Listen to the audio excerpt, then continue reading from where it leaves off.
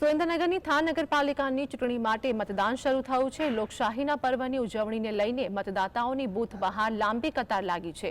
Than નગરપાલિકાની ચૂંટણીમાં 107 ઉમેદવારો મેદાને છે તો 32,000થી વધુ મતદાતાઓ મતદાન કરશે। 33 બૂથમાં મતદાન શરૂ થયું છે। સંવેદનશીલ બૂથો પર ચુસ્ત પોલીસ બંદોબસ્ત ગોઠવવામાં આવ્યો છે।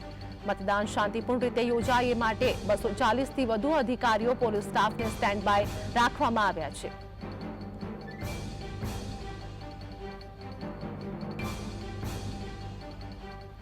તો થાન નગરપાલિકાની ચૂંટણીને લઈને વાત કરીએ કે 32,000 મતદાતાઓ મતદાન કરશે। આ સાથે જ લોકોમાં ઉત્સાહ પણ જોવા મળી રહ્યો છે, જેમાં મતદાન મથકે ચુસ્ત પોલીસ બંદોબસ્ત પણ ગોઠવવામાં આવ્યો છે।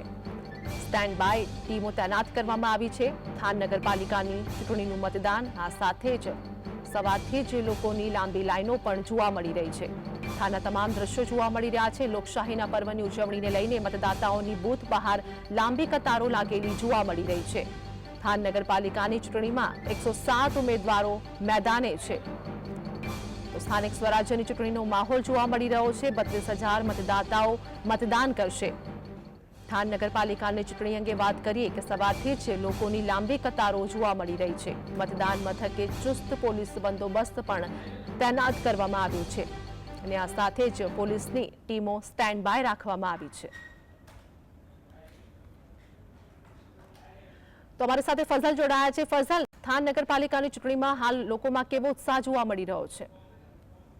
ખાસ કરીને સુરેન્દ્રનગર જિલ્લાની થાન નગરપાલિકાની આજે ચૂંટણી યોજાઈ રહી છે। 28 બેઠકો માટે આજે વહેલી સવારથી મતદાન શરૂ થઈ ગયું છે। મતદાન બૂથ મથકો ઉપર મતદાતાઓનો મિજાજ છે તે સાતમા આસમાને જોવા મળી રહ્યો છે। લોકશાહીના મહાપર્વની ઉજવણી સુરેન્દ્રનગર જિલ્લાના થાન પંથકમાં શરૂ થઈ ગઈ છે। ખાસ કરીને 32,000થી વધુ મતદાતાઓ આજે મતદાન કરશે, ત્યારે 33 જેટલા બૂથો તૈનાત કરવામાં આવ્યા છે, જેમાં 11 જેટલા બૂથો અત્યંત સંવેદનશીલ હોવાના કારણે આ બૂથો ઉપર ચુસ્ત પોલીસ બંદોબસ્ત ડીવાયએસપી સહિતના અધિકારીઓનો સ્ટાફ છે તે સ્ટેન્ડ બાય રાખી દેવામાં આવ્યો છે। ત્યારે થાન નગરપાલિકાની જ્યારે વાત કરવામાં આવે તો હાલના તબક્કામાં 107 જેટલા ઉમેદવારો ચૂંટણી લડી રહ્યા છે। તેમનું ભાવિ આજે સાંજે ઈવીએમ મશીનમાં સીલ થઈ જશે। 245 જેટલા અધિકારીઓને હાલ જે મતદાન કામમાં છે તે કામે લગાવી દેવામાં આવ્યા છે। કાલે સાંજે ઈવીએમ મશીનોની ફાળવણી કરી દેવામાં આવી હતી। 138 જેટલા ઈવીએમ મશીનો અને વીપેટનો ઉપયોગ કરવામાં આવી રહ્યો છે। ત્યારે બૂથ મથકો ઉપર વહેલી સવારથી મતદાતાઓનો ઘસારો જોવા મળી રહ્યો છે। ખાસ કરીને પદ્મશ્રી શાહબુદ્દીન રાઠોડ છે, તેમને પ્રથમ પોતાનું મતદાન આપી અને આજે લોકશાહીના પર્વની ઉજવણીમાં સહભાગી બન્યા છે। ત્યારે બીજી તરફ જ્યારે વાત કરવામાં આવે તો આમ આદમી પાર્ટી, કોંગ્રેસ અને ભાજપના જે કાર્યકર્તાઓ છે તે ચૂંટણી લડી રહ્યા છે અને સૌથી વધુ અપક્ષ ઉમેદવારો પણ ચૂંટણી લડતા હોય તે પ્રકારની પરિસ્થિતિ થાન નગરપાલિકામાં સર્જાઈ જવા પામી છે। આજે 10 વાગ્યા સુધીની મતદાનની જ્યારે વાત કરવામાં આવે તો ત્યાં સુધીમાં અંદાજિત 12% જેટલું મતદાન પૂરું થઈ ગયું છે। લોકોનો ઉત્સાહ પણ જોવા મળી રહ્યો છે। અલગ અલગ જે બૂથો આવેલા છે ત્યાં લોકોનો ઘસારો જોવા મળી રહ્યો છે। મહિલાઓ, વૃદ્ધો અને યુવા વર્ગ છે તે મતદાન કરી રહ્યું છે।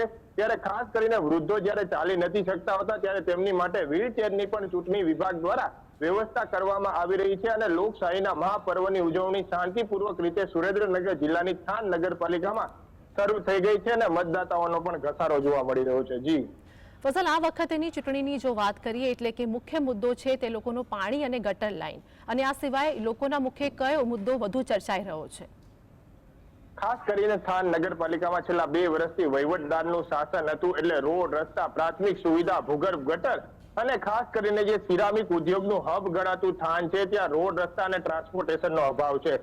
ઉદ્યોગકારો છેલ્લી ઘડી સુધી નારાજ હતા। તમામ પાર્ટીઓ દ્વારા ઉદ્યોગકારો સાથે બેઠક પણ કરવામાં આવી હતી, મનામણા પણ કરાવવામાં આવ્યા હતા, પરંતુ આજે વહેલી સવારથી મતદાન શરૂ થઈ ગયું છે। લોકો મતદાન કરી રહ્યા છે, લોકશાહીના પર્વની ઉજવણીમાં જોડાઈ રહ્યા છે, પરંતુ આ મતદાન કોની તરફી થશે તે તો 18 ફેબ્રુઆરીએ પરિણામ પછી ખબર પડશે। પરંતુ થાન વિસ્તારના જે 7 જેટલા વોર્ડ આવેલા છે ત્યાં ભૂગર્ભ ગટરની કોઈ વ્યવસ્થા નથી। લોકોના ઘરોમાં હાલના તબક્કામાં ભૂગર્ભ ગટરોના પાણી ભરાતા હોય તે પ્રકારની પરિસ્થિતિનું નિર્માણ થઈ રહ્યું છે। લોકોમાં કાંઈ ના કાંઈ પ્રકારે રોષ હતો, કારણ કે છેલ્લા 2 વર્ષથી વહીવટદારનું શાસન હતું। એ પહેલા 1996થી ભાજપ થાન નગરપાલિકામાં પોતાનું શાસન જમાવીને બેઠું હતું, પરંતુ હવે ચૂંટણી યોજાઈ રહી છે, મતદાન થઈ રહ્યું છે। આજે સાંજ સુધી આ મતદાન ચાલવાનું છે।